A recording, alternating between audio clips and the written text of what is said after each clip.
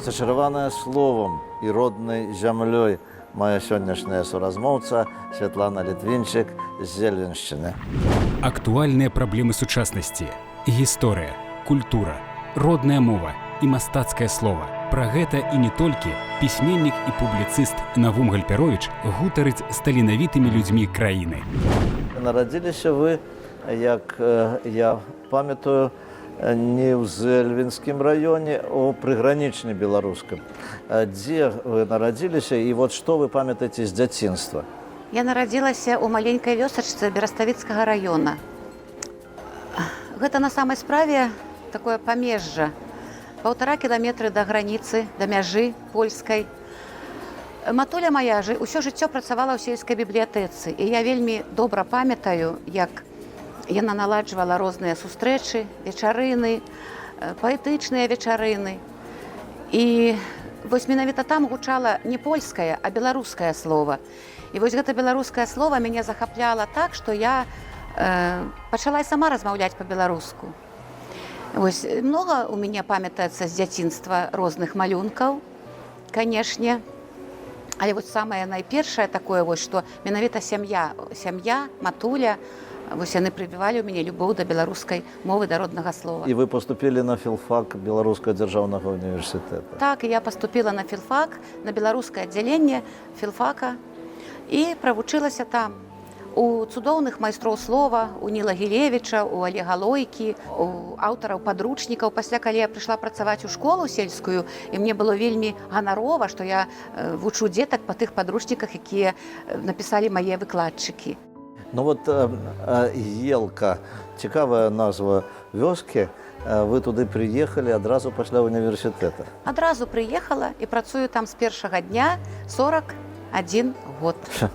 Ну, прыжыліся, падабаецца вам гэта? Падабаецца, прыжылася, стварыла сям'ю, нарадзіла дзетак. Першых выпускнікоў вы памятаеце сваіх? Памятаю. Першая выпускніца моя, гэта моя калега, настаўніца беларускай мовы, якая працуе побач са мной у нашай школе. І ўвогуле выпускнікі, нашы выпускнікі, першыя мае выпускнікі, гэта вядомыя людзі, гэта дзяржаўныя пасады займаюць яны, гэта ўрачы, гэта юрысты. Канешне, у нас з імі добрыя стасункі з многімі. Многія маюць нават званні, такія як падпалкоўнік. І яны вось да гэтага часу віншуюць мяне з рознымі святамі. А вершы вы пачалі ў Елцы пісаць? Не, вершы я пачала пісаць якраз такі яшчэ ў школе. Але пасля на філфаку трошачкі, шліфавала гэтыя вершы, а ўжо пасля ў школе раскрылася, таму што класны кіраўнік гэта павінен быць і паэт, і сцэнарыст, і рэжысёр, і танцор. І менавіта выконваючы функцыю класнага кіраўніка, прадаўжала пісаць розныя вершы, якія ўжо пачала паказваць і дзецям, і бацькам сваіх дзяцей, і калегам. А пасля асмелілася надрукаваць у раённай газеце «Праца» дзесьці ў канцы 90-х гадоў. Гэта быў верш напярэдадні 8 сакавіка, прысвечаны жанчыне. І зноў на некаторы час зноў спыніла, не пасылала больш вершы. А пасля лёс мяне звёў з Клаўдзіяй Владзіміраўнай Крэчка, рэдактарам раённай газеты «Праца». Я ўжо працавала ў той час намеснікам дырэктара, гэта быў пачатак ужо 2000-х гадоў. І я неяк у прыватнай гутарцы сказала рэдактару, што я пішу вершы. Яна гаворыць, ну так прывязіце мне, я пагляджу, можа быць, надрукуем у «Працы». І вось калі я прывезла гэтыя вершы ў «Працу» да Клаўдзіі Владзіміраўны, яна надрукавала, і з гэтага часу вось я ўжо стала смела друкавацца ў «Працы», таму што яна адобрыла вершы, а пасля іх убачыў Пётр Марціноўскі, наш дзірэчынскі літаратуразнавец і паэт. І ён мне сам патэлефанаваў і сказаў, што Святлана Івановна, я запрашаю вас у «Зоры над Зальвянкай», друкуйцеся. Ну і тут я ўжо зусім ўвогуле асмялела і пачала друкавацца. А вы уяўлялі сабе, што вы будзеце зараз у шэрагу пісьменнікаў, як вашы настаўнікі Олег Лойка, Ніл Гілевіч? Я сябе і зараз не ўяўляю, таму што я, канешне ж, не магу сябе ўявіць побач з такімі высокімі імёнамі, з такімі велічынямі. Я лічу свае вершы проста такой сціплай жаноцкай рыфмай, такім вось нейкім лірычным адчуваннем сваёй душы, сваіх уражанняў. Я вельмі хвалююся, калі мяне называюць паэткай. Самая, напэўна, ваша важкая і цікавая праца вот у гэтай кнізе пра Сынкавіцкую царкву. Я пабываў там і памятаю вот гэтыя сцены, вот гэту велічнасць гэтага гмаха. І разумееце, канешне, калі вы цяпер расказваеце, што вы там праводзіце экскурсіі, я пазайздросціў, таму што мне цікава было ў той час даведацца больш пра гэтае месца, а у вас вот выйшла цэлая кніжка, якая прысвечаная вот гэтай царкве. Як яна пісалася і што вы там сказалі ў ёй? Задума напісання гэтай кнігі належыць нашаму настаяцелю, нашаму святару, отцу Арсенію. Быў час, калі отец Арсеній некалькі раз прапанаваў мне, як філолагу, як чалавеку, які ўмее пісаць, можа пісаць, напісаць вось такую кнігу пра царкву. Але неяк усё ў мяне не даходзілі рукі, таму што я працавала намеснікам дырэктара, працавала на поўную стаўку настаўнікам беларускай мовы і проста не знаходзіла часу. А пасля ўсё ж такі знайшла гэты час, пачала збіраць матэрыял з вяскоўцаў, таму што бацюшка прапанаваў, благаславіў мяне напісаць гэтую кнігу як успаміны пра тое, як царква жыла, што было ў гэты час у царкве да закрыцця, да 1959 года, калі нашу царкву закрылі. А ўвогуле гэта царква-крэпасць 14 стагоддзя. Сама крэпасць пабудавана ў 14, а вось царквой стала ў 15 стагоддзі. Ну і, канешне, я многа вывучала гістарычнага матэрыялу і карысталася работамі і навукоўцаў, якія гаварылі пра гісторыю царквы, але асноўная задума была менавіта з вуснаў нашых вяскоўцаў, з нашых старажылаў расказаць вось пра гэты час. Першая частка так і называецца, вось яна прысвечана менавіта вось жыццю царквы да закрыцця. Пасля 30 гадоў было забыцця, і праз 30 гадоў, уже ў 90-м годзе, царква адкрылася ізноў, як храм. І гэта другая частка, гэтаму прысвечана. Таксама былі ўспаміны тых людзей, ужо маладзейшых, ужо майго ўзросту, якія стаялі на чале адкрыцця гэтай царквы. Трэцяя частка прысвечана сучаснасці. У 2004 годзе прыйшоў да нас настаяцелем отец Арсеній. Вось менавіта з гэтага часу, з 2004 года, мы лічым нашу царкву, вось, звязваем з сучаснасцю яе. Затым ёсць раздзел пра нашу ікону цудатворную, Всецарыца. Гэта ікона на самай справе дапамагае хворым пры анкалогіі, пры іншых хваробах. І вось гэтаму прысвечаны такі вельмі важкі раздзел, у якім запісаны гісторыі людзей, якія прыехалі за выратаваннем да нас у царкву, да гэтай іконы, якія атрымалі гэта выратаванне, якія выздаравелі. І вось менавіта гэтаму прысвечаны 4-й раздзел. Ну, яшчэ там ёсць вершы нашых зэльвенскіх паэтаў пра царкву. Ну і самым апошнім раздзелам ідуць мае вершы такой духоўнай, душэўнай такой накіраванасці. Пісалася кніга роўна год. Вось са жніўня 2021 года до верасня 2022 года. Уже яна была выдадзена ў верасні 2022 года накладам 1000 экземпляраў.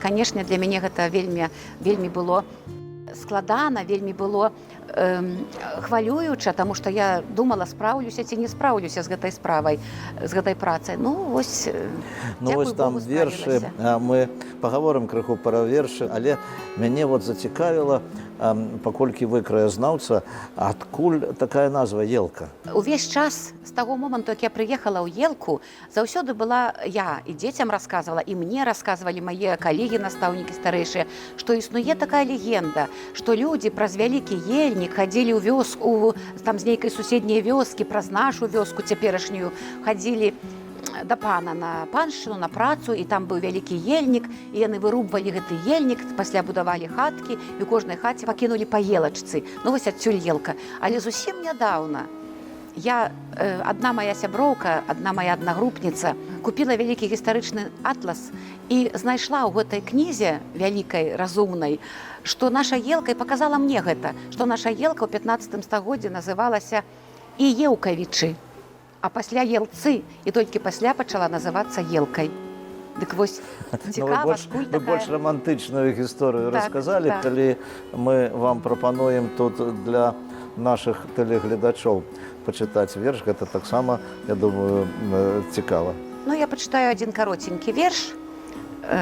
Такі, я напісала яго, напэўна, ў 40 гадоў, і мне тады здавалася, што я ўжо вельмі сталы чалавек, і што жыццё маё такое ўжо ідзе на спад, хаця зараз мне намнога больш, чым 40 гадоў, я так ужо не лічу. Замяло, намяло, гурбы панарывала, адышло, адцвіло, маладосці не стала. Пражыву, прапяю, дзетак я пагадую і ўспомню вясну і сябе маладую.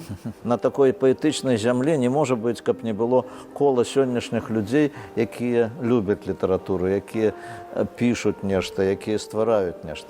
Канешне, ёсць такія людзі, і іх вельмі многа, і мы сустракаемся вось менавіта з мясцовымі паэтамі, мы сустракаемся і ў бібліятэцы нашай Зэльвенскай, і ў Доме культуры, на тых знакамітых сакавінах, якія наладжваюцца ў нас штогод, Владзімірам Мінавічам Мазго і нашай такой вельмі апантанай да нашай літаратуры беларускай жанчыны, якая вядзе зоры над Зальвянкай, нашу рубрыку Яніна Людвікаўнай Шматко. І вось да Дня роднай мовы таксама яна недаўна наладжвала, у лютым гэтага года наладжвала такую сустрэчу, куды, канешне, запрасіла і мяне, і іншых мясцовых паэтаў.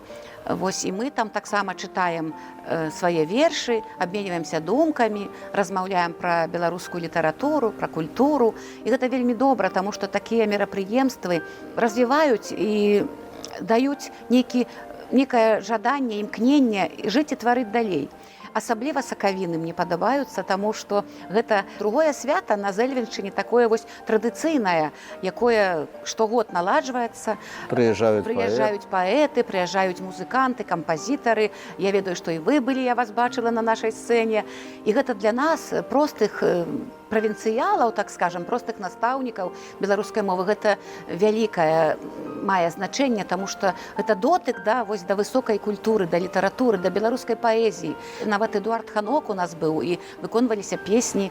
Вось і Валентин Михайлович Семеняка прыязджаў пазамінулым годзе. І ёсць такая цудоўная наша зямлячка Людміла Воранова-Супрун, якая заўсёды прыязджае ўжо не адзін раз. Вось гэта даказвае тое, што... Яна ў нас была. Так, я ведаю. Нашы зэльвенцы — это таксама людзі, якія вось сталічныя персоны. Вот вы сказали про тое, што мова у вас з дзяцінства, і вот за гэтыя гады, вот як захавалася яна у вас, у вашай душы, і як вы лічыце, які лёс яе?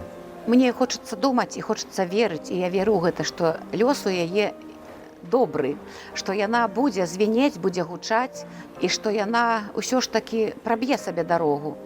Я размаўляю па-беларуску, і вось калі праводжу экскурсію ў Сынковіцкім храме, то людзі нават просяць мяне гаварыць па-беларуску. Нават калі прыязджаюць расіяне, то яны гавораць, што вы гаварыце, мы зразумеем, сутнасць мы зразумеем. У школе таксама, канешне, я размаўляю па-беларуску, і ў гэтым годзе мне выпала такая доля выкладаць рускую мову ў 5 класе і ў 3 беларускую. Але заходжу ў клас, дзе руская мова, і я проста сілком перакладваю гэтыя словы беларускія на рускую мову і вяду урок, менавіта вось у галаве ў мяне гучыць беларуская мова. Яна льецца проста з душы. Сёння мы шмат гаворым пра штучны інтэлект, пра сацыяльныя сеткі, пра гаджеты, смартфоны, айфоны.